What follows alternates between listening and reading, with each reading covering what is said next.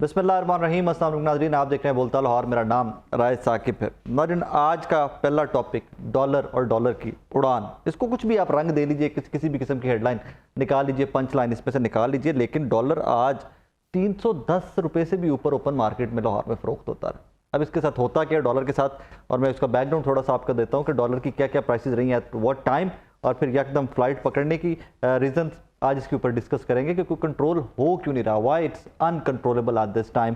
दो कि इससे कुछ जो स्ट्रेट वे आपकी और मेरे ज़िंदगी के ऊपर असरात आते हैं। हर चीज़ महंगी हो जाती है, हमारी कुव्वत ख़रीद कम हो जाती है, उसमें आके इंपोर्ट्स में बहुत सारे प्रॉब्लम्स आते हैं, बिजनेस बहुत सारे सिवियरली हिट होते हैं उसमें आकर के, जब आपको डॉलर है ही नहीं, इतना महंगा हो गया डॉलर।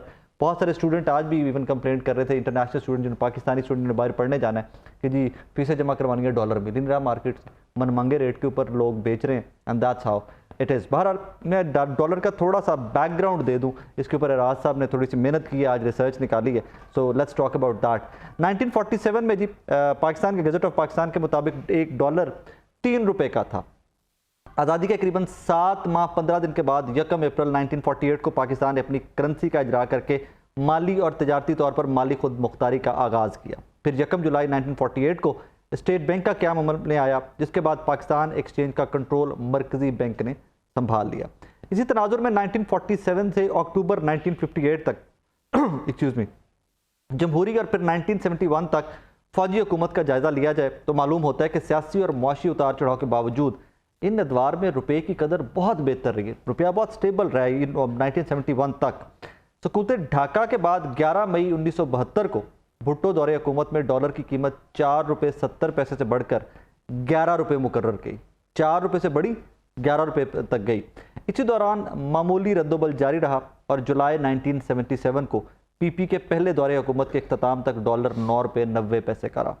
जुलाई 1977 को मुल्क में आर्मी चीफ मोहम्मद ज़ियाउल हक साहब ने हुकूमत संभाल ली, और उस टाइम के ऊपर भी डॉलर उनकी जब स्टार्ट हुआ उनका दौरे इक़्तिदार तो 9 रुपये 90 पैसे के करीब था। जब इक़्तिदार उनका ख़त्म हुआ सालों के बाद तो 18 रुपये तक डॉलर जा पहुंचा था। पहली मुंतखब खातून वज़ीर आज़म ने 2 दिसंबर 1988 को वज़ारत उज़्मा का हल्फ लिया तो डॉलर की कीमत तब 18 रुपये 81 पैसे थी, और 6 अगस्त 1990 को जब उनकी हुकूमत बरतरफ हुई तो 21 रुपये और 85 पैसे का डॉलर हो चुका हुआ था। 1990 को पाकिस्तान मुस्लिम लीग नून के मियां मोहम्मद नवाज शरीफ पहली मरतबा वज़ीर आज़म बने तो तब डॉलर की कीमत 22 रुपये के करीब थी, और जब वो मुस्ताफ़ी हुए हुकूमत से तो तब 28 रुपये के करीब डॉलर पहुंच चुका हुआ था। ये जंप्स हैं उनके टेन्योर के अंदर, लेकिन देखिए आप कि 22 रुपये में स्टार्ट हो रहा है उनका दौरे इक़्तिदार और 28 रुपये पे ख़त्म हो रहा है। इस तरह की फ्लक्चुएशन नहीं थी कि एक ही दिन के अंदर 10-10 रुपये जिस तरह आजकल हो रहा है, ये फ्लक्चुएशन नहीं थी, बहुत स्लो फ्लक्चुएशन थी डॉलर की। 19 अक्टूबर 1993 को इक़्तिदार फिर पीपल्स पार्टी के हिस्से में आया। इस वक्त डॉलर की कीमत खरीद 30 रुपये 23 पैसे के करीब थी और फ़रोख्त 29 रुपये के करीब थी। 5 नवंबर 1996 में जब उनकी हुकूमत का खात्मा हुआ तो डॉलर 43 रुपीज़ पे ट्रेड हो रहा था, 43 रुपये डॉलर जा चुका था। 13 रुपये का गैप पहली दफ़ा इस टेन्योर के अंदर आता है, सबसे ज़्यादा डॉलर की कीमत इसमें बढ़ती है।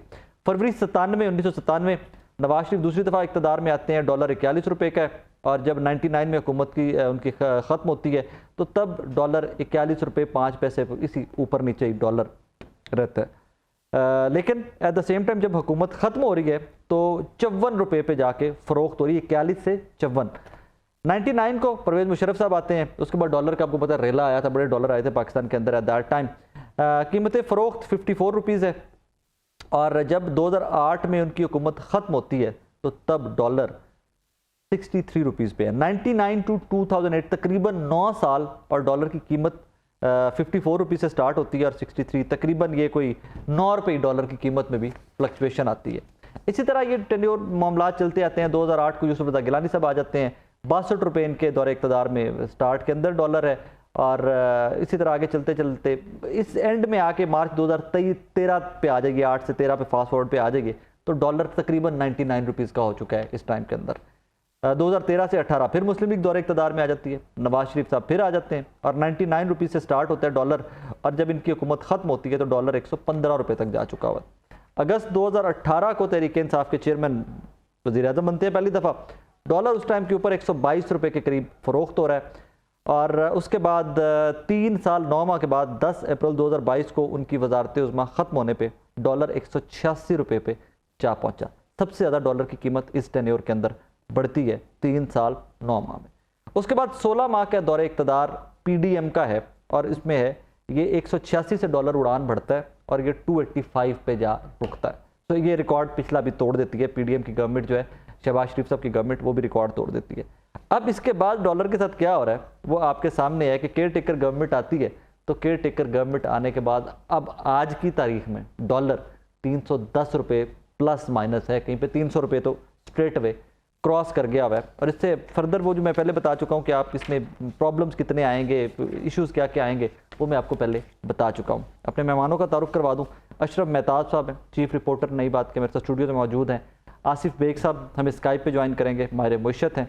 मलिक बोस्तान साहब chairman exchange association of Pakistan भी हमें स्काइप पर ज्वाइन करेंगे। अशरफ भाई अस्सलाम वालेकुम। वालेकुम। मैंने आज बड़ा लंबा चौड़ा बैकग्राउंड दिया है, हम डॉलर खलोएगा कितने, ऐसे खलोएगा कि मजीद उत्ते जाएगा? नहीं, उम्मीद तो कोई नहीं है इसके यहाँ पे खड़ा होगा। जैसे आपने बताया ना कि साहब का जो जितने अदवार थे आपने उसमें गिनवाया, कोई 5% बढ़ा, 10% बढ़ा, ज़्यादा 15% बढ़ गया होगा, फिर उसके बाद 25% पे आया और अब ये जो छलांग होती है ये तकरीबन 50%, 100%, 50%, 100% ऐसे ही है। ये पिछले आप 15 साल का अगर आप निकालें तो इससे कम नहीं है। तो ये अब अगर ज़रा जायज़ा ले इसके साथ डॉलर के साथ कर्ज़ों का, तो आपको उसी शरह से कर्जे बढ़े हैं तो उसी शरह से फिर डॉलर बढ़ता हुआ भी नज़र आता है। That's true. जब आपने मुशर्रफ का दौर की बात की तो 5-6 अरब डॉलर कर्जा था हमारा IMF के हवाले से। फिर क्या हुआ कि वो जब जरदारी साहब की गवर्नमेंट आई तो वो बढ़ के 15 अरब डॉलर पे चला गया। अब उसमें देखें कितने % उसमें इंक्रीज़ आया, यानी 6-7 अरब से 15 पे, यानी डबल का इंक्रीज 200% से ज़्यादा आया। तो फिर डॉलर ने भी छलांग लगानी थी, वो 99 पे ही जाना था। फिर उसके बाद आगे चले तो कर्जों में ब्रेक नहीं लगी और वो बहुत तसलसल उसका जो है बढ़ता गया, परसेंटेज बढ़ती गई। फिर ये हुआ कि वो 29 अरब पे चला गया, 29 अरब डॉलर पे 16 से, तो इसकी छलांग आप चेक कर लें कितनी है। तो फिर वो भी डॉलर भी जो है वो 114 पे 99 से वापस गया था। फिर उसके बाद ये 125 पे आया और 125 से जब गवर्नमेंट आई इसकी PTI की, तो कर्ज़ों की तादाद में बहुत ज़्यादा इजाफा हुआ। वो कोई 50 अरब की नफसियाती अबूर कर गया जब उनका ये तनोर जो है चलता रहा और वो ख़त्म होने। तो जब ये हुआ तो फिर उसी हिसाब से आप देख लें, आपने खुद ही गिनवा दिया कि डॉलर उसी हिसाब से बढ़ा। तो इससे ये ज़ाहिर होता है कि जितने कर्जे आप ज़्यादा लेंगे आपके रुपए पे, पैसे पे उतना ही उसका प्रेशर आएगा, और जैसे ही दबाव आपके इसके ऊपर आएगा तो यकीनी बात है ये फिर जो हमारा रुपया ये फिर जब कहते हैं ना कि वो टके टोकरी, कभी एक मिसाल हम दिया करते थे। अब टका आपसे बहुत बड़ा है सर, मैं वैसे कह रहा हूँ जब आप मिसाल दिया करते थे, वो जा यार टके टोकरी हो गया तुमसे। मकसद कहने का ये था कि गई गुजरी करेंसी उस वक्त ये कंसिडर होती थी। अब वो करेंसी जो है वो हमारे ऊपर है, हम नीचे हैं। अब वो मिसाल देते होंगे जा यार ताड़ा ते जड़ा टके टोकरी वाला रुपया टके टोकरी, यानी रुपया जो है उसको इस तरह की मिसाल देते होंगे। और ये आप अगर गौर से देखें तो हमारे जितने ममालिक हैं हमारे इर्द गिर्द, अफगानिस्तान आपसे तगड़ा है, इंडिया आपसे तगड़ा है, जो कभी हमसे बहुत पीछे हुआ करते थे, जो आपने तनोर गिनवाए, ये 80 और 90 की दहाई तक आप ये जितने ममालिक हैं ये हमारी मीशत से बहुत पीछे थे। लेकिन जैसे ही 99-98 आया तो उसके बाद इंडिया ने जो है अपनी मीशत को बेहतर किया और जो कर्ज़ों पे इंसार था वो ख़त्म किया, वो अल्ले तल्ले ख़त्म किए। उन्होंने बहुत अच्छे बोल्ड स्टेप लिए और वो पॉलिसियाँ अपनाई और वही आज देख लें उनको कहाँ लेके जा रही हैं। आज वो चांद पे चले गए, चांद पे चले गए। और हम आप देख रहे हैं कि हम कहाँ पे खड़े हैं। हम भी चांद गाड़ी जाने की कोशिश कर रहे हैं। हमारे पास भी आपने वो देखी होगी चांद गाड़ी पाकिस्तान ने सबसे पहले बनाई। चला वो इंडिया गया, चले वो अलग बात है कि जाना तो हमें चाहिए था, लेकिन हम इस तरफ कभी सोचा ही नहीं है। स्पार्को के वाले से बात करें तो मुझे तो वैसे ही डर लगता है भाई, वहाँ नहीं सर नहीं, हमारे पास क्या जरूरत है, तो ज़रूरत नहीं है इस चीज़ की। हालांकि अगर वो किसी प्राइवेट सेक्टर में होता या किसी और तरह से होता, हुकूमत के नीचे होता, तो शायद हम इंडिया से पहले चांद को हाथ लगा के आ जाते। वैसे तो हमारे चांद वो कहते नहीं है चंदा मामू, तो वो तो हमारे हर जगह पे, हर घर में, हर दाएं बाएं मोहल्ले में पाया जाता है। हमें क्या जरूरत है, इसलिए ज़रूरत नहीं है। तो मैं ये समझता हूँ ज़रूरत तो हर चीज़ की है। हमें अगर मुकाबला करना ना किसी मुल्क का या किसी और का, तो किसी और चीज़ के साथ ही हमें मीशत के साथ मुकाबला करना। आज का दौर जो है, जो मीशत है, जिदे कार दाने उदे कमले भी से आने, हमेशा जिदे कार नहीं आटा उनको अकल दा भी काटा। अब ये हमारी मिसाल हमेशा तगड़ी थी, वही सियाने थे, हमेशा से दुनिया का निजाम चला आ रहा है। अब जरा उठा के देखिए ना, जो रिच किंगडम्स थी, जो जो जिन किंगडम्स के पास मालो दौलत था उन्होंने हुकूमत की है।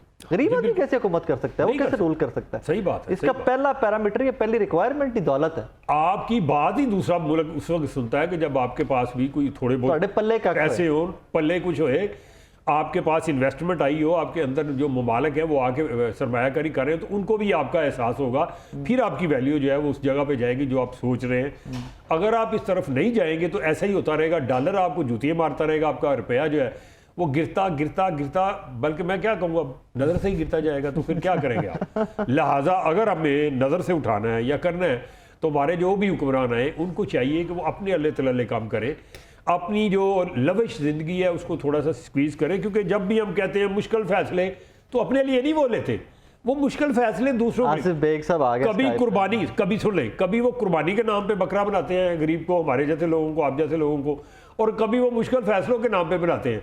वैसे तो आप देख सकते हैं जो पिछले दिनों वायरल हुई है वीडियोस, वो जो चेयरमैन सेनेट के लॉन के अंदर जो आप देखें, ऐसे एसी लगा के बैठे हुए जैसे बाप का माल था। और सोचने की बात, अगर वो इस चीज को ही तस्वर कर लेते कि यार ये सरकारी घर है और ये तो। आसिफ बेग साहब अस्सलाम वालेकुम जी। वालेकुम सर, आप खैरियत से, ठीक ठाक हैं? मेहरबानी, शुक्रिया। बेग साहब, डॉलर रुकता दिखाई नहीं दे रहा, सबसे पहले तो हमें इसकी रीजन बता दीजिए कि क्या वजह है कि आउट ऑफ कंट्रोल हुआ पड़ा है डॉलर? देखिए, बिस्मिल्लाहिर्रहमानिर्रहीम, आपको मालूम ही है कि डॉलर जो है इंटरनेशनल करेंसी है और vast majority of the countries they are having their currency reserve in dollar, क्योंकि इंटरनेशनल ट्रेड जो है मोस्टली डॉलर टर्म्स में होती है, तो उसकी पेमेंट्स और रसीद्स मोस्टली डॉलर टर्म्स में होती हैं और वो भी न्यूयॉर्क के थ्रू सेटल होती है। तो इसलिए फॉरेन एक्सचेंज रिजर्व जो है वो बेहतर बनाना, उसको बढ़ाना, ये हमारी जरूरत है। क्योंकि पाकिस्तान की इकॉनमी है, ये रिलायंट है बहुत सारी इनलास्टिक इम्पोर्ट्स पे। मसलन पाकिस्तान जो है वो सिर्फ अपना 80% जो है अपने एनर्जी रिक्वायरमेंट्स बाहर से इम्पोर्ट करता है। इसमें तेल भी है, ऑयल भी है, LNG भी है, इसी हद तक कोल भी है, ये हम इम्पोर्ट करते हैं। नेचुरली इसका रिक्वायरमेंट है और आपको मालूम है दो वजूहत। एक तो ये है कि इसको हमें इम्पोर्ट करना पड़ता है और दूसरी वजह है इसकी पेमेंट डॉलर टर्म्स में करनी पड़ती है। और इसके अलावा पाकिस्तान जो है ये जो क्रूड ऑयल है, पाम ऑयल वगैरह, इसका भी तकरीबन 3rd बिगेस्ट ऑयल इम्पोर्टर है वर्ल्ड। इस हिसाब से कि इसमें पाकिस्तान का मेजर इसमें पार्टनर जो है वो इंडोनेशिया और मलेशिया है। तो ये भी मंगवाते हैं। अब फूड आइटम्स हम मुख्तलिफ शक्ल में अब देखा है कि Pakistan being agricultural country still बहुत सारी चीज़ें जिनकी गंदम के रिजर्व बिल्डअप करने के लिए हम गंदम भी इम्पोर्ट की, चीनी भी इम्पोर्ट की और इस तरह की और कई चीज़ें इम्पोर्ट की। तो इसके अलावा हमने अभी इस तरह की बात हुई थी कि लग्जरी जो आइटम्स की इम्पोर्ट है उसको हमने अभी बंद नहीं किया, यानी कि बेशुमार चीज़ें हैं जिनको आप कर सकते हैं, कारें इम्पोर्ट करते हैं, बहुत बड़ा इसका खर्च है। तो इसमें फिर दूसरी बात है कि पाकिस्तान जो है नेचुरली इसका एक रिक्वायरमेंट है इंडस्ट्रियलाइजेशन को बढ़ाने के लिए कि अपनी कैसे गुड्स इम्पोर्ट करनी है और इंडस्ट्रियल केमिकल्स इम्पोर्ट करनी है। कहने का मतलब ये है कि डॉलर टर्म्स में हमारा जो इम्पोर्ट का रिक्वायरमेंट है और हमारे जो डॉलर के रिजर्व हैं वो आपकी तकरीबन 3 हफ्ते की इम्पोर्ट्स के बराबर थे। वो नेचुरली बड़ी ये तो सिचुएशन नहीं है। इसीलिए पाकिस्तान की जो क्रेडिट रेटिंग एजेंसी है इंटरनेशनल, उन्होंने हमारी रिपोर्ट रेटिंग जो है वो नीचे की। तब अगर उससे नेचुरली क्योंकि इसकी रिजल्ट्स कम हो, इतनी डेलिकेट सिचुएशन हो, तो उसमें डिफॉल्ट रिस्क बढ़ जाता है। तो इसलिए पाकिस्तान को जो हमने कर्जे भी लिए हैं इतनी शराइत इतनी मुशावरत के बाद, वो भी हायर रेट्स पे, via multilateral agency like IMF, world bank, Asian development bank, बाकी जो कमर्शियल बॉरिंग करेंगे उसको बड़े हाई रेट्स पे होती है क्योंकि उसमें डिफॉल्ट रिस्क ज़्यादा है। तो इसीलिए अब पाकिस्तान है जो अपने जिसने इतनी कड़वी गोली भी खाई, इतनी हार्श IMF की कंडीशनैलिटीज भी एक्सेप्ट की, क्योंकि पाकिस्तान IMF के प्रोग्राम में रहना चाहता था और रहना चाहिए था और उसकी बहुत हैवी कॉस्ट पे की है। इस सारी चीज़ों पे और इंटरनेशनली भी तेल की कीमतें जो हैं वो बढ़ी हुई हैं दोबारा। उससे ये है कि डॉलर रिक्वायरमेंट्स और बढ़ गया, यानी कि क्योंकि तेल की कीमतें ज़्यादा थी, तो इसलिए पाकिस्तान की करेंसी पर शदीद दबाव आया और वो आप सर रुकता दिखाई दे रहा है नियर फ्यूचर में आपको कहीं पर कि कोई फुल स्टॉप लग सके, कहीं पर ये फ्लक्चुएशन कम हो सके? देखिए ये बात ये है कि नियर फ्यूचर में तो बड़ी इसकी कम पॉसिबिलिटी है, इस सेंस में कि IMF जो है वो उसकी कंडीशनैलिटी है कि आप अपना इंटरबैंक रेट जो है वो आप अपनी फ्री मार्केट के जो ओपन मार्केट के रेट्स हैं उनसे तकरीबन 1-1.5% गैप होना चाहिए। नेचुरली पाकिस्तान के ऊपर ये जो नया फाइनेंशियल ईयर है इसमें $25 बिलियन की जिम्मेदारियाँ कर रही हैं और पाकिस्तान के आने वाले दिनों में हमारी अनफॉर्चुनेटली हमारा जो एक्सपोर्ट परफॉर्मेंस है वो इतना अच्छा नहीं है।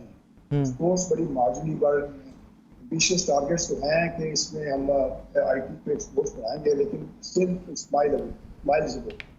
और अब देखना ये है कि पाकिस्तान में जो दो बड़े इनिशिएटिव जिसमें ख्वाजा पाकिस्तान भी शामिल हैं, जिसमें एक तो मिनरल्स का है और एक है अपने एग्रीकल्चर का, जिसमें आपको बहुत सारे कंट्रीज जो हैं पाकिस्तान के लॉन्ग टर्म बेसिस पे लीज में जमीन लेके एग्रीकल्चर अपने रिक्वायरमेंट्स या एग्रीकल्चर बिजनेस को अपने लैंड से प्रमोट करना चाहते हैं। पाकिस्तान उनको इस तरह ये सारी फैसिलिटीज और किस तरह यूटिलिटीज प्रोवाइड करेगा ये तो आने वाले दिनों की बात है, क्योंकि अभी बहुत नई बात है। लेकिन इस बार मुझे लग रहा है कि एक सीरियस एफर्ट हो रही है क्योंकि वी हैव नो चॉइस। आज $300 का इंटरबैंक रेट हो रहा है और फ्री मार्केट में 315 का, तो जो ये इतने बड़े आपके अगर फैक्टर्स होंगे, इतना आपका बड़ा बिल होगा तो आपके करेंसी पे भी दबाव आएगा। आपने देखा है कि 22% प्लस हमारा मनी मार्केट के अंदर इंटरेस्ट रेट्स हैं और इंटरेस्ट रेट ज्यादा होंगे और इन्फ्लेशन भी कम नहीं होगी, इन्फ्लेशन भी 25% है, तो इंटरेस्ट रेट ऐसे सब्सटेंशियली कम है। जब इंटरेस्ट रेट कम नहीं होंगे, कॉस्ट ऑफ बोरिंग ज्यादा होगी, इतनी ज्यादा शराय सूद के साथ और करके कंपेटिटिव होना, अपनी एक्सपोर्ट्स को बढ़ाना और मुल्क के अवाम को सस्ती अशिया प्रोवाइड करना, ये इतना आसान है। तो इसलिए ये तो है कि IMF प्रोग्राम में जो गवर्नमेंट के टैक्सेस लगा के पैसे कर रहे हैं, अपनी इकॉनमी को स्ट्रीमलाइन करें, एक्सपेंडिचर को कंट्रोल करें और जिस तरह IMF ने कहा है कि आप अपना सर्कुलर डेट इसी फाइनेंशियल ईयर के 400 रुपये आप कम करें, ये डेट वगैरह कम करें ताकि आपकी इकोनॉमी एक आसिफ साहब thank you very much for your time. नाज़रीन आसिफ बेग साहब हमारे साथ मौजूद थे एंड नियर फ्यूचर के अंदर एज यू सेड बाकी इकोनॉमिस्ट भी इस पर मुत्तफिक हैं कि नियर फ्यूचर में रुपए के ऊपर प्रेशर कम होता दिखाई नहीं दे रहा, मजीद डॉलर महंगा होता जाएगा। जो डिटेल थी वो सर्कमस्टांसेस की वो आसिफ बेग से बता रहे थे। एक छोटा सा ब्रेक के बाद वापस आते हैं।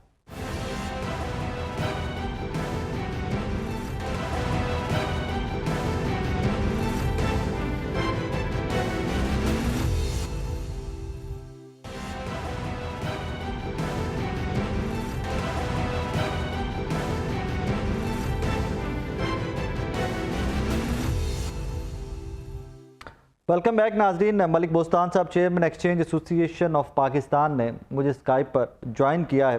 डॉलर की उड़ान को बड़ी नज़र रखते हैं, बड़ा क्लियरली देखते हैं कि what is going to happen. Malik साहब अस्सलाम वालेकुम जी। आप खैरियत से ठीक ठाक हैं? ये बड़ा लगा रहा मलिक साहब डॉलर की कुछ समझ नहीं आ रही, हमें था कि 300 से प्लस माइनस जाके भी रुक जाएगा कहीं, तो वो बहुत ही अनबिलीवेबल किस्म के सर्कमस्टांसेस थे। आज तो सुनने में आ रहा है लाहौर में इवन 310 रुपए पे ओपन मार्केट में ट्रेड होता है डॉलर। सर क्या वजह बनी?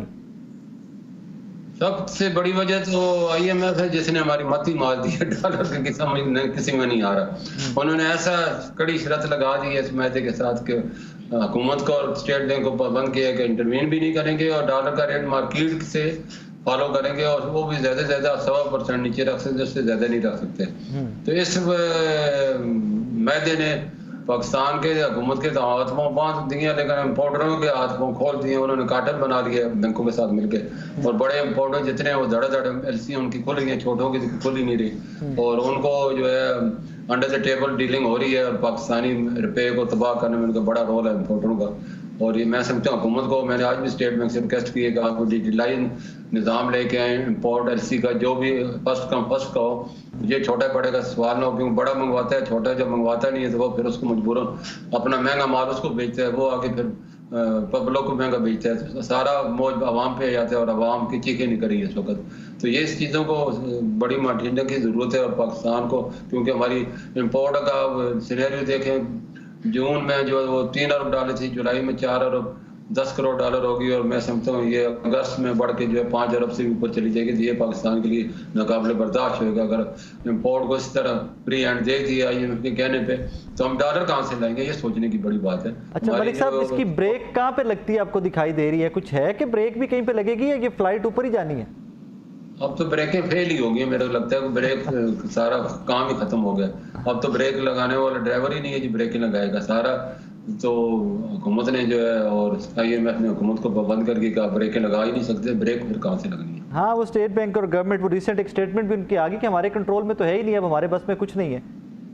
हाँ, मतलब टोटली उन्होंने मार्केट फोर्सेस पे छोड़ दिया, और ये तो ऐसा बेलगाम घोड़ा है जिस पाकिस्तान की नेशत को, रुपए को तबाह कर देगा। क्योंकि हम इम्पोर्टर कंट्री है, एक्सपोर्टर कंट्री नहीं है। हुकूमत को जो है इसका यही है कि अपनी अयाशियाँ खत्म करे। 17 अरब डॉलर की जो इनको हर साल देखो ना, 40 करोड़ यूनिट तो वापटा के मुलाजमीन मुफ्त फोर खा जाते हैं, और जितनी ब्यूरोक्रेट है उनको बिजली मुफ्त, पेट्रोल मुफ्त, गाड़ियाँ मुफ्त, घर मुफ्त। तो ये इन पे पाबंदी लगाए, सारे उनके घर बेचे, उनको अलाउंस दें। पूरी दुनिया में यही होता है, अलाउंस दिया जाता है। कोई ज्यादा सेक्रेटरेट होता है, वो भी फ्लैटों में होता है, कोई बंगले शंगले नहीं होते।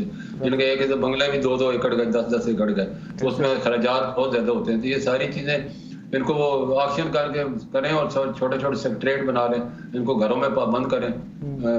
यूरोप के जो प्राइम मिनिस्टर है वो भी फ्लैट में रहते हैं, जर्मनी की प्राइम मिनिस्टर वो खुद चाय बना के देती है। हमारे लोगों के नखरे नहीं पूरे होते, 100 गार्ड, 100 गाड़ियां इनके आगे पीछे चल रही होती है। ये खर्चा कौन बर्दाश्त करेगा? कौम ही करेगी। कौम की हालत एक रोटी की मोहताज हो चुकी है इस वक्त। दैट्स ट्रू, बहुत बुरे हालात हैं। और इसमें आप लोगों का, आपकी एसोसिएशन का इनपुट क्या है? क्या डिमांड है कोई गवर्नमेंट से, या आप लोग अपना इनपुट क्या दे रहे हैं गवर्नमेंट को? हमें इनपुट के लिए छोड़े ही नहीं, हमने अपने ऊपर इतनी पाबंदियां वॉलंटरीली लगवा दी, अपना कारोबार ही खत्म कर लिया।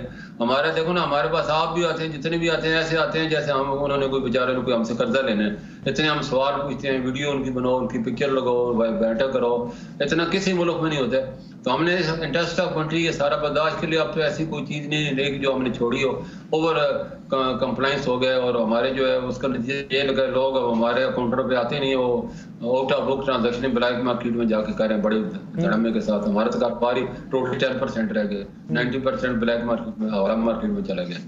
मलिक साहब, लेकिन इसको ब्लैक मार्केट और ये रेगुलेट करना तो गवर्नमेंट का काम है। चलें ठीक है, आप डॉलर का उसको रेट कंट्रोल नहीं कर पा रहे, पैसे की वैल्यू कंट्रोल नहीं कर पा रहे, लेकिन ब्लैक मार्केट वो सारा तो गवर्नमेंट को कंट्रोल कर सकती है ना? नहीं, ये पर्सनल पब्लिक हमारी, देखो पब्लिक जो है ना वो ब्लैक इकानमी की माहिर हो चुकी है और उसमें बड़ी खुश रहती है। 70% तो आपकी ब्लैक इकानमी है। हाँ। आपके लोग जो है डॉक्यूमेंटेड होने चाहते नहीं, ना टैक्स देना चाहते हैं। टैक्स फाइलर 20 लाख में से सिर्फ 5% वो बड़े टैक्स पेयर हैं, बाकी तो सारे वही 5 लाख 2 लाख वो शहीदों में अपना नाम लिखवा रहे हैं, फाइलर बन के पैसे उठाते हैं। तो इसका मतलब है कि गवर्नमेंट वहां पर भी बेबस है। बस ही बेबस है। अब तो कौम हमारी चौर हो गई, और हुकूमत भी जो है वो अपने खर्चियाँ बंद करने को तैयार नहीं। तो जिसका नतीजा सारा का सारा यही निकलेगा, लोन पे लोन ले जा रहे हैं, और जो वो लोन देने के लिए भी अभी लोन नहीं मिलता तो लोन रुक जाता है, फिर रोल ओवर करना पड़ता है, फिर मिन्नतें करनी पड़ती हैं। तो अभी ये सर्टिफिकेशन कोस्ट जो बनाई है इकोनॉमिक फैसिलिटेशन, वो उस पर उम्मीदें अलग करे। जब तक शहबाज शरीफ था तो रोज उसका कोई आउटपुट सेमिनार होता रहता था। अब इसमें निगरान हुकूमत के बाद वो सो ही गई, जैसे उसको जो है दोबारा जगाना पड़ेगा और फंड लाने पड़ेंगे, लोगों को जो है मोटिवेट करना पड़ेगा। तो कुछ ना कुछ हमें करनी पड़ेगा वैल्यू एडेड में आने। अभी देखो चावल की, मलिक साहब आपकी आवाज वहां तक पहुंचती है कि जो इनको सुलाते भी हैं और उठाते भी हैं, वहां तक आवाज पहुंचाए ना कि हुकूमत सुती भी है, जगाओ इन्होंने। नहीं, मैंने सारा मीटिंग में कहा भी है, लेकिन अभी मैं जो बात कर रहा था कि यानी कि इस वक्त पाकिस्तान ने बड़ा मौका दिया पाकिस्तान को। इस वक्त चावल इंडिया में उसने बैन लगा दिया, एक्सपोर्ट पे बैन लगाया, यस बुलाया, और हम इससे जो है हमारे 5-6 अरब डॉलर के चावल से एक्सपोर्ट कर सकते हैं। तो ये हमारे पास मौका है। इस दफा अल्लाह का शुक्र है सैलाब से भी बच गई है जमीनें, तो हमारी पैदावार ज्यादा हो सकती है। पिछले साल भी तकरीबन 3 अरब डॉलर का पाकिस्तान ने एक्सपोर्ट किया है, तो इस साल इसको 5 अरब तक पहुंचा दें तो बहुत बड़ी कामयाबी है। इस तरह जो ये गंदम है या घी है या ऐसी खाने पीने की दालें, यही हम अपनी पैदावार बढ़ा लें तो ये भी 12 अरब डॉलर हम बचा सकते हैं, तो अपने पाँव में खड़ा हो सकते हैं। मलिक साहब, हम गंदम एक्सपोर्ट करके फिर इंपोर्ट करने वाला मुल्क है। हाँ देखो, हमारे तो अल्लाह ने इतनी जमीन दी, अभी भी 43% हमारी जमीन अभी भी खाली पड़ी है। हमारे पास किसानों के पास यूरिया नहीं था, 9 मिलियन जो फसलें जमीन तैयार थी, लेकिन बीज और खाद ना होने की वजह से फसल ही नहीं बिजाई नहीं हो सकी, और जिसकी वजह से अब जो है हमारी गंदम भी फिर कम हुई है। अभी चावल भी बढ़ सकते थे अगर पूरी जमीन को इसका फसल की बिजाई हो जाती। अभी भी मौका है, कपास, चावल, गंदम और ये कमाद, ये हमारी बड़ी क्रॉप्स, गोल्ड क्रॉप्स हैं, इनको हम फायदा उठा के पाकिस्तान को इस भंवर से निकाल सकते हैं। चलिए मलिक साहब, मेरे साथ ही रहिएगा। आसिफ साहब, कुछ है पॉसिबिलिटी कि हम चावल की एक्सपोर्ट बढ़ा सकें? जी, मैंने आज ये स्टोरी ब्रेक की है थोड़ी, ये अभी कोई 3 बजे में। ये तकरीबन 2 अरब 20 करोड़ डॉलर की हमने एक्सपोर्ट की थी चावल की इस साल, ये 23 गुजरा है। अब इंडिया के अंदर बैन क्यों लगा कि उनके वहाँ पे हुई हैं बारिशें बहुत ज़्यादा, उनकी फसलें तबाह हो गई हैं। अब वो चाहते हैं कि जितनी बची है वो एक्सपोर्ट ना हो जाए, लोकल बैन लगा दिया। हाँ। तो वो तकरीबन कम नहीं है, 22 मिलियन के करीब वो चावल जो है 2 करोड़ 20 लाख टन चावल एक्सपोर्ट करते हैं। हम तो सिर्फ 3.8 मैट्रिक टन जो है ना वो चावल एक्सपोर्ट करते थे। तो हमारे पास गोल्डन चांस है। हमारे जहाँ पे चावल होते हैं वहाँ पे कोई इतना सैलाब नहीं आया, फसलें बहुत अच्छी हुई हैं, और मुझे उम्मीद है कि हम अगर ज़्यादा नहीं तो हम अगर 1.5 मैट्रिक टन यानी 1.5 मैट्रिक टन भी बढ़ा लेंगे तो हम 3 से 4 अरब डॉलर पे जा सकते हैं, 2.20 से आगे जा डबल हो सकता है। डबल हो सकता है। और इसका एक और फायदा हो सकता है कि जब इंडिया 40% मार्केट जो है इंडिया ने कैप्चर की हुई थी, 42 मुल्कों के अंदर वो एक्सपोर्ट करता था चावल की, और वो जब अब कम होगी तो यकीनी बात है फिर प्रेशर आएगा तो उसकी कीमत भी बढ़ेगी। 450 डॉलर में हम जो है टन अपना चावल बेचते थे, वो 500 रुपये जाने की तवक्को की जा रही है आइंदा सीजन में। तो ये भी एक लाभ वाला इसका फायदा हो सकता है। सेकेंडली, इंडिया के अंदर गन्ने की फसल को भी बहुत नुकसान पहुंचा, और वो जो शुगर एक्सपोर्ट करते थे उसके ऊपर भी उन्होंने बैन लगा दिया है किसी हद तक, बहुत ज़्यादा नहीं।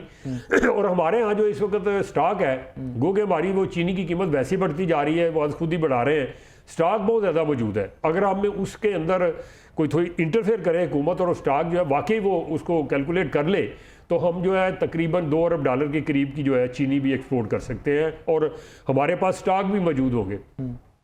इसी तरह गंदम की बात कर रहे थे अभी बोस्तान साहब, मलिक बोस्तान साहब, तो इसके बारे में बता दूं 2 करोड़ 80 लाख टन की हुकूमत ने हमें नवीस सुनाई थी, बम्पर क्रॉप हुई है।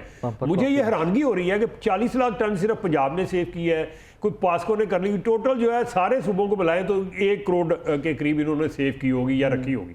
बाकी 1 करोड़ 80 लाख किधर गई भाई? आसमान खा गए, जमीन खा गई, वो यहाँ निकल जाती है ना। वो किधर है, वो स्टॉक किधर है, उसको लोकेट कराएं भाई, उसमें से ही आप थोड़ी बहुत एक्सपोर्ट कर लें, और वो कोई 1-1.5 अरब डॉलर की आप एक्सपोर्ट कर लें, तो आपको मेरा नहीं ख्याल कि अगले साल IMF के पास जाने की जरूरत होगी। मसलन आपको 5 अरब डॉलर चाहिए, आप पिछले 5 साल से ना की लकीरें निकाल रहे हैं, रगड़ रहे हैं, और आपको होता क्या है कि ये कर दें, डॉलर खुला छोड़ दें, फलां को छोड़ दें, इसको कर दें, उसको कर दें।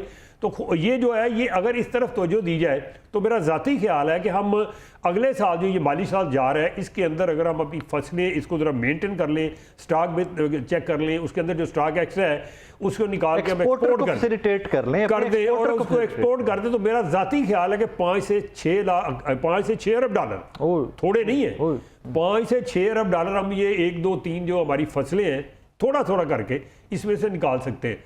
तो आने वाले वक्तों में ये छोड़े, इसको फलां इधर को दे दें, उसको पैसे दे दें, फलां को बिजली सस्ती दे दें, फलां को गैस सस्ती दे दें, और गरीब अवाम को मार दें।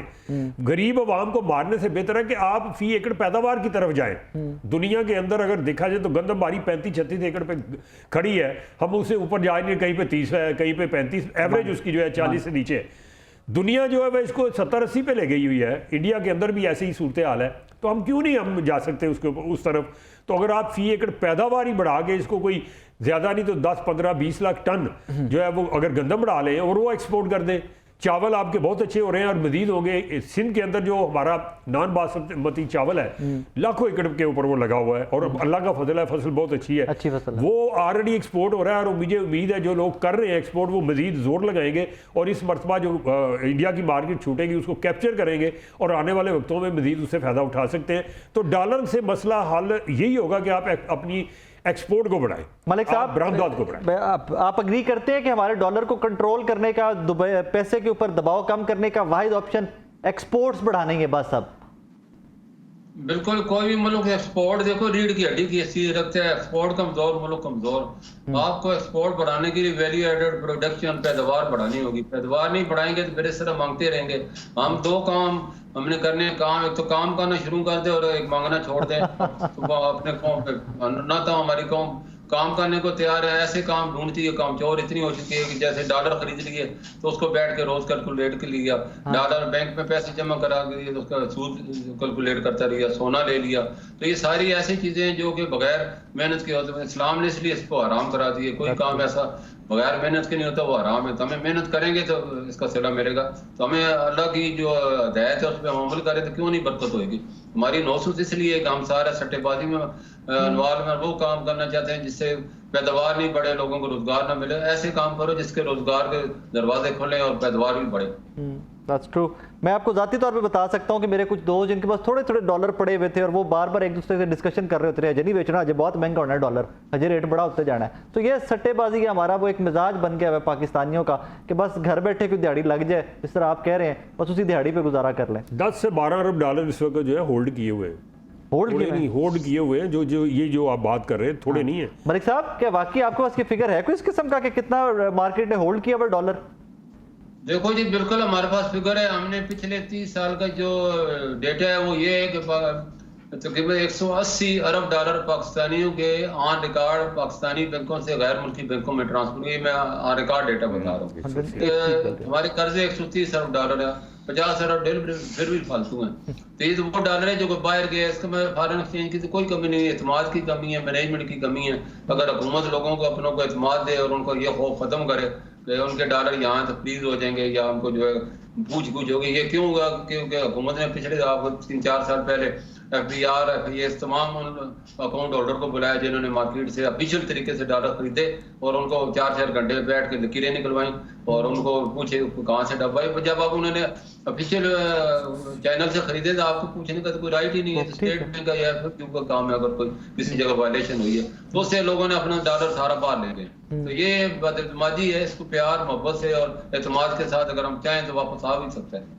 चले, thank you very much Malik साहब, आपके वक्त का बहुत शुक्रिया। अशरफ साहब, आपके वक्त का बहुत शुक्रिया। नाज़रीन, इवेंचुअली इस पे यही है कि आपको एक्सपोर्ट्स मैक्सिमम बढ़ानी पड़ेंगी। दो हमारा केयर टेकर सेटअप है, लेकिन बाकी स्टेक होल्डर्स जो हैं वो मिलकर चाहते हैं और उस पर काम कर रहे हैं कि पाकिस्तान की एक्सपोर्ट्स को बढ़ाया जाए। ज़राअत बैकबोन है हमारी, पहले भी ज़राअत के ऊपर हमें उस ज़राअत को उस हद तक हम नहीं ग्रोथ दे सके जिस हद तक दी जानी चाहिए थी या दे सकते थे।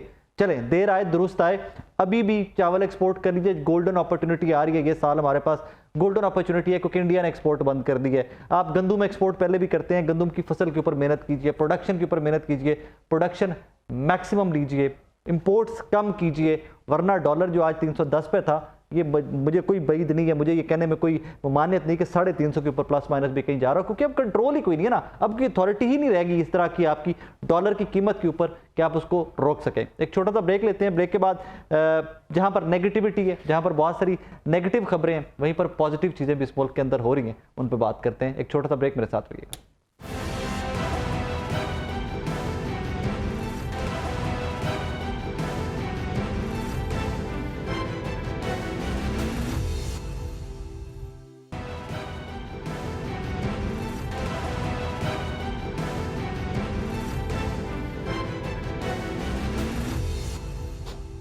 नाज़रीन, अभी रिसेंटली 14 अगस्त गुजरा है और उसमें नॉइज़ पोल्यूशन या कुछ इस तरह की स्टोरीज एवरी डे रिपोर्ट 14 अगस्त 13 अगस्त को 2-4 दिन पहले आगे पीछे हम ये रिपोर्ट करना स्टार्ट कर देते हैं। चंद साल पहले एक एजुकेशनिस्ट पाकिस्तान के बड़े रिनाउंड, उन्होंने इस कॉन्सेप्ट को थोड़ा सा बदलने की कोशिश की, प्रोफेसर डॉक्टर चौधरी अब्दुर्रहमान साहब ने। यार, पाकिस्तान में सिर्फ ये तूतियाँ बाजे बजाकर 14 अगस्त बजाना जो है दैट इज़न्ट फेयर।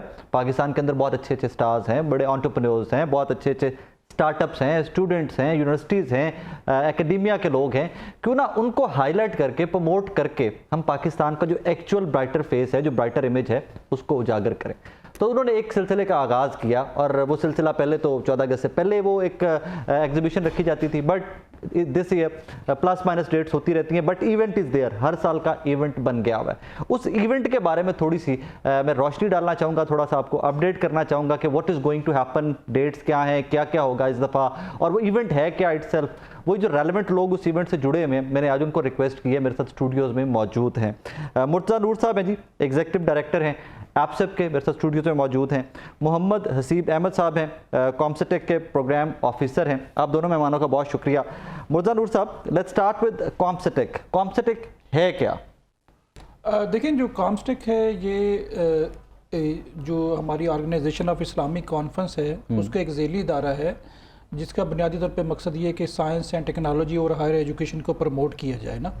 और क्योंकि आप सी पाकिस्तान के हवाले से बात कर रहे हैं, मैं अभी वो सी पाकिस्तान अनाउंस नहीं किया था, मैंने सिर्फ रखा, लेकिन चले क्योंकि ये एक बड़ा अहम इदारा, जैसे यूनिसेफ है, यूनाइटेड नेशन का, यूनेस्को है, मुख्तलिफ झेली इदारे हैं, तो ये एक जिसके सरबराह जो है वो, और जिसको चेयरमैन जो है वो पाकिस्तान के प्रेसिडेंट ऑफ पाकिस्तान है, कोऑर्डिनेटर जनरल पाकिस्तान के मारूफ साइंसदान प्रोफेसर डॉक्टर इकबाल चौधरी साहब हैं।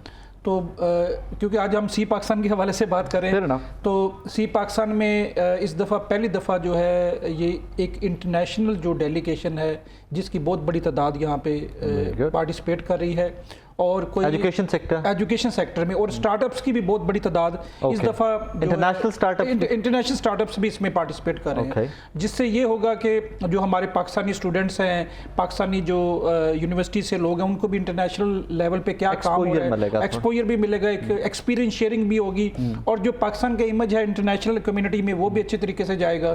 तो ये 23 से 27 के दरमियान हमारे इंटरनेशनल, हमारा सिर्फ इमेज ये नहीं, वो तूतियां बाजे नहीं, टू नहीं है 14 अगस्त को, we can do better, we do and we can do a lot better than that. और वही जिस तरह बता रहे हैं मुर्तज़ा साहब कि उसमें इंटरनेशनल एक्सपीरियंस शेयरिंग, हमारे जो बच्चे हैं यूनिवर्सिटीज़ के यहाँ के, जब वो इंटरनेशनल स्टूडेंट से मिलेंगे, क्योंकि कल को इन्हीं बच्चों ने यूनिवर्सिटीज़ में भी पढ़ने जाना है, जहाँ के एकेडमिया के लोग, जहाँ के प्रोफेसर, जहाँ के स्टूडेंट्स, जहाँ के एंटरप्रेन्योर्स इंशाल्लाह सी पाकिस्तान के इस साल के सी पाकिस्तान का हिस्सा होंगे, तो इन बच्चों को, हमारे जो बच्चे, इनको भी कॉन्फिडेंस बहुत मिलेगा। फर्दर जी, सी पाकिस्तान करवाने में हसीब साहब, कॉम्सटेक का क्या रोल है, इसका पार्ट क्या है? सो बेसिकली कॉम्सटेक एपसेप के साथ इन जॉइंट कोलैबोरेशन हम इस साल का सी पाकिस्तान कर रहे हैं, और हमारा फोकस ये रहा है कि हम इसको इंटरनेशनलाइज करें। We have taken see Pakistan OIC level पे हम इनको लेके चले गए। जैसे मुर्तज़ा साहब ने बताया, अराउंड 23 to 27 लोगों की इंटरनेशनल पार्टिसिपेंट की डेलीगेशन आ रही है।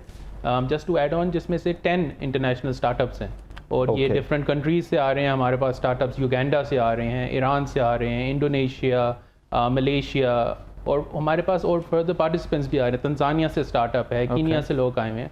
तो इट्स अ परफेक्ट मिक्सचर, तो यहाँ पे आके बाकी आपके नेशनल स्टार्टअप्स उनके साथ कोलैबोरेट कर सकते हैं। And I missed out Jordan, top level startups वहाँ के आ रहे हैं, तो एक ये परफेक्ट एक्सपोजर मिल जाता है हमारे नेशनल स्टार्टअप्स को देखने के लिए कि हमारे इंटरनेशनल स्टार्टअप्स का क्या लेवल है, वेयर देयर एट, और हम उनसे क्या सीखने को मिल सकता है। अच्छा, ये जो आपके स्टार्टअप्स आ रहे हैं, इनसे हमारे लोकल जो स्टूडेंट्स हैं, इनको इंटरेक्शन का कितना मौका मिलेगा, क्या क्या क्या चांसेस हैं इनके इंटरेक्शन के?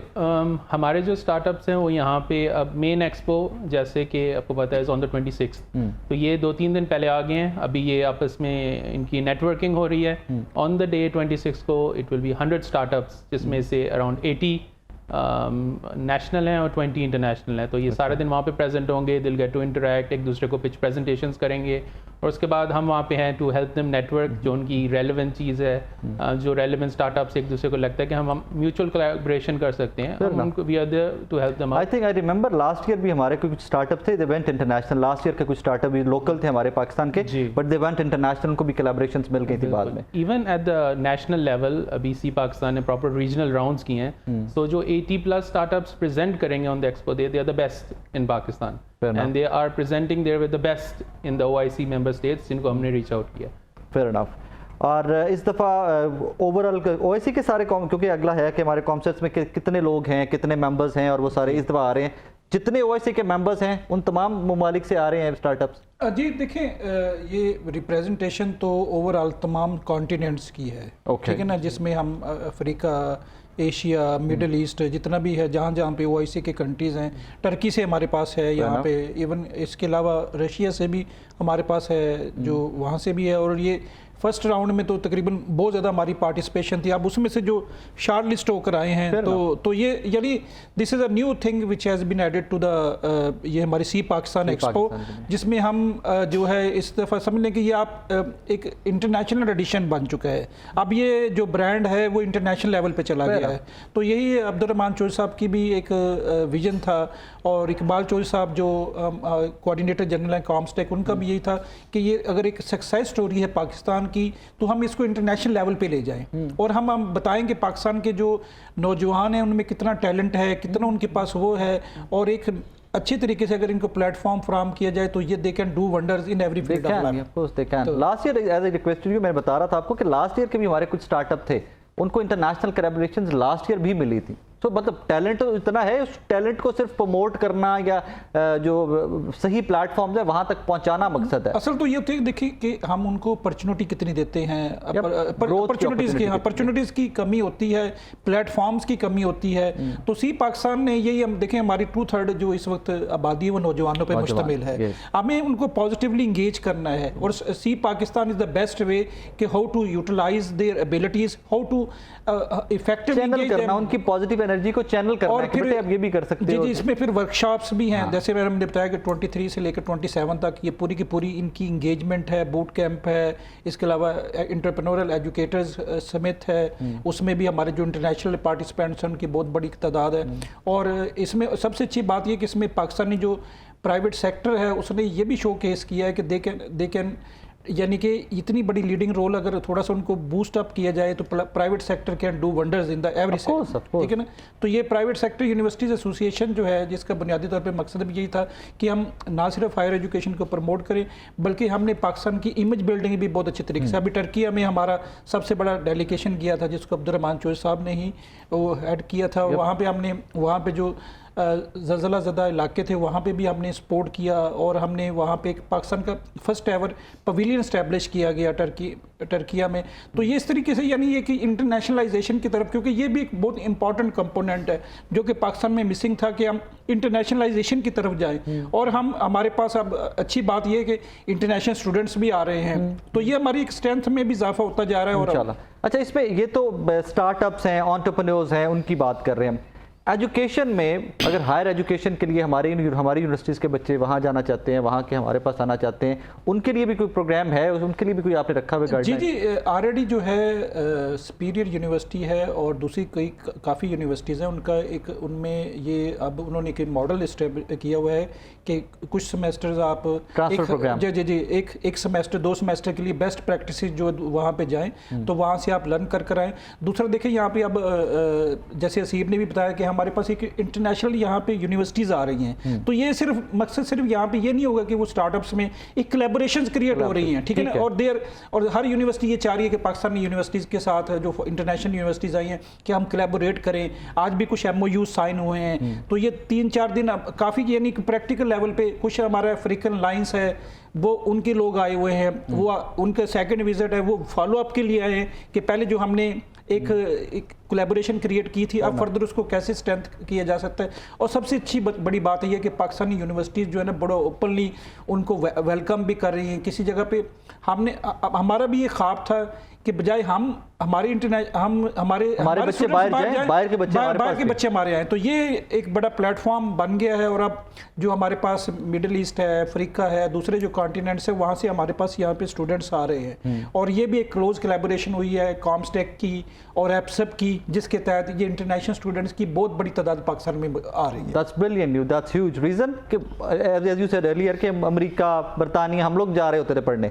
बहुत सारे सिस्टम जिस तरह के डेवलप पाकिस्तान में एजुकेशनल सिस्टम डेवलप हुए जो फाइनेस्ट एजुकेशनल सिस्टम्स है, तो वहाँ पर अगर उनको प्रॉपरली एडवर्टाइज किया जाए, प्रमोट किया जाए, तो बाहर से बाकी ममालिक से जिस तरह आप लोग बता रहे हैं लोग पाकिस्तान भी क्यों नहीं आएंगे। एंड आप बता रहे हैं कि जी आ रहे हैं, ऑलरेडी इंटरेस्टेड है, ऑलरेडी पढ़ रहे हैं। अभी हमने 500 स्कॉलरशिप्स कॉम्स्टेक ने और एप्सप ने Okay. मुश्तरका तौर पे फ़लस्तीनियों के लिए हमने ऑफर किए। वाह, यही हमने यमन के लिए, दूसरे जो कंट्रीज है, इराक के लिए, War torn countries, जहाँ जहाँ जंगें हैं, बिल्कुल बिल्कुल हमने, और अब उसका प्रॉपर फॉलो अप कर रहे हैं, और माशाल्लाह बच्चे यहाँ पर आना शुरू भी हो गए। That is brilliant. और without any single penny from any government side और ये सारे का सारा यूनिवर्सिटीज अपने तौर पे उसको जस्ट ब्रिलियंट न्यूज़। उनका डोम्स भी, हॉस्टल भी आप पे करेंगे, एजुकेशन सब कुछ आप पे उसका करेंगे। एयर टिकट जो है वो कॉमस्टेक की तरफ से सपोर्ट किया जा रहा है। वाह, वाह, उनका हम एनओसी इशू करवा रहे हैं, उनका हर तरीके से प्लेसमेंट, इवन के 0 सेमेस्टर के लिए आप पहले आ जाएं 2-3 महीने, ताकि हम आपको ट्रेनिंग दे। एजुकेशन, वो लैंग्वेज बैरियर और वो सारा भी बिल्कुल बिल्कुल, वो सारा का सारा हम हर लिहाज से उनको। इसको थोड़ा मुझे डिटेल में बताइए। दिस इज ब्रिलियंट न्यूज़ कि वॉर टोन जहाँ जहाँ पर मुस्लिम ममालिक में जंगें लगी हुई हैं, मतलब ये मुझे जो समझ आया,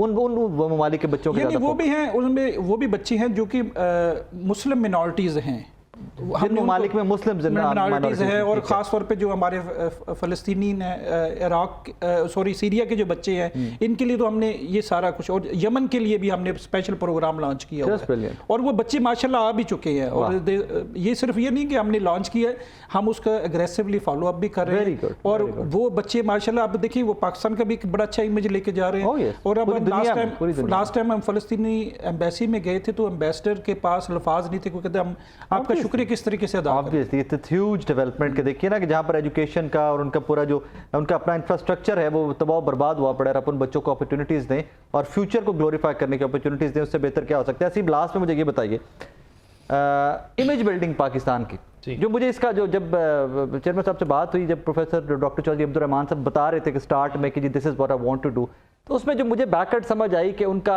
एम क्या है, वो है पाकिस्तान की इमेज बिल्डिंग। हमने पाकिस्तान का बेहतर इमेज, जो एक्चुअल इमेज है हमारा, हमने उसको किसी ना किसी तरह दुनिया पे पहुंचा। अब ये एप्सएप, कॉमस्टेक, 2-3 कोलैबोरेशंस आपकी चल रही हैं, अब इसमें इवेंचुअल टारगेट अचीव कहाँ तक हुआ? इस साल के एप्सएप का, इस साल के सी पाकिस्तान का टारगेट क्या है इमेज बिल्डिंग में?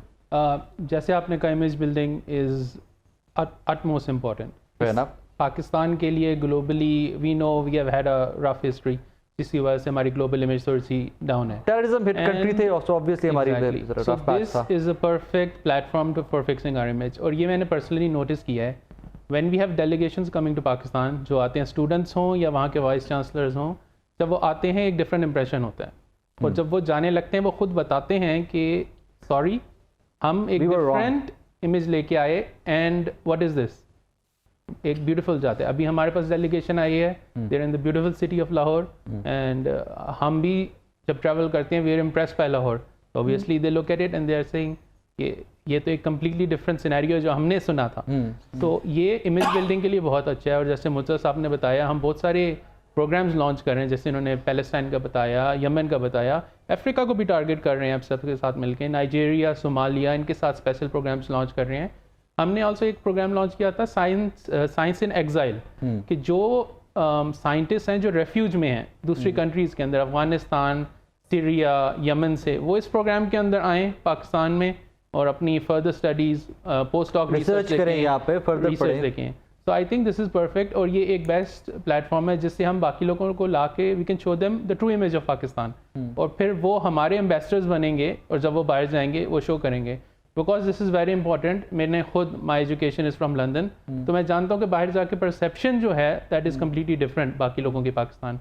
So this is perfect, the people are coming here, और वो खुश चाह रहे हैं, और एक पॉजिटिव इमेज पाकिस्तान आप उनको दिखा रहे हैं, बाकी लाहौर और बाकी सारे जो हमारा पंजाब है दिखा रहे हैं, जो इंटरनेशनल डेलीगेट्स आ रहे हैं उनको दिखाया। सियालकोट में भी गए हैं, सरगोदा में भी गए हैं। अच्छा, वहाँ पे क्या क्या दिखाया? जी उन्होंने वही किया, जी इंडस्ट्री भी है, रूरल हमारी जो यूनिवर्सिटीज़ है हमने वो दिखाई हैं देवर, और उनकी तरफ से बड़ी अच्छी ऑफर्स आई हैं। यानी सियालकोट की तरफ यूनिवर्सिटी ऑफ सियालकोट ने बड़ा अच्छा उसमें ऑफर दिया है, यूनिवर्सिटी ऑफ जो सरगोदा है उसने बड़ा अच्छा ऑफर दिया है, सुपीरियर यूनिवर्सिटी है, यूनिवर्सिटी ऑफ लाहौर है, और जो हमारी दीगर जो यूनिवर्सिटीज़ हैं उन्होंने बड़ा ओपनली उनको कहा कि भाई आप हमें बताएं कि किस जगह पे आपको please identify the area where we can assist. तो वी आर, यानी कि बड़ा वार्म उनको वेलकम भी मिला है।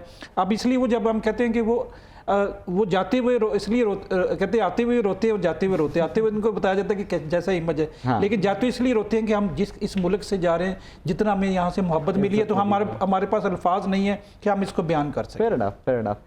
नाज़रीन, that's the image we are trying to build. यही आई थिंक हम 26 करोड़ पाकिस्तानियों की अटमोस्ट अटैम्प्ट होनी चाहिए, कोशिश होनी चाहिए कि पाकिस्तान का वो एक्चुअल इमेज, और इसमें कुछ भी ऐसा नहीं है कि कुछ बनाया जा रहा है या कुछ उसमें मॉडिफाई करके दिखाया जा रहा है। That is the actual Pakistan. यहाँ पर मेहनती लोग हैं, यहाँ पर यूथ है जो हुनरमंद है, जो काम जानती है, जो प्रोग्रेस करना चाहती है। येस, अपॉर्चुनिटीज़ का फुकदान ज़रूर था क्योंकि हम वॉर टोन कंट्री थे, यहाँ पर टेररिज्म हिट कंट्री थे, एक लंबी जंग लड़ी है हमने और पूरी दुनिया की जंग लड़ी है, लेकिन शुक्र अल्हम्दुलिल्लाह जंग से निकल गए। तो ग्रोथ पाकिस्तान का भी उतना ही हक है जितना बाकी दुनिया का हक है, एंड वो हक इंशाल्लाह लीगली हम मेहनत करके ले रहे हैं, फर्दर भी लेंगे। अपना बहुत सारा ख्याल रखिएगा, दुआ में याद रखिएगा। अल्लाह हाफ़िज़।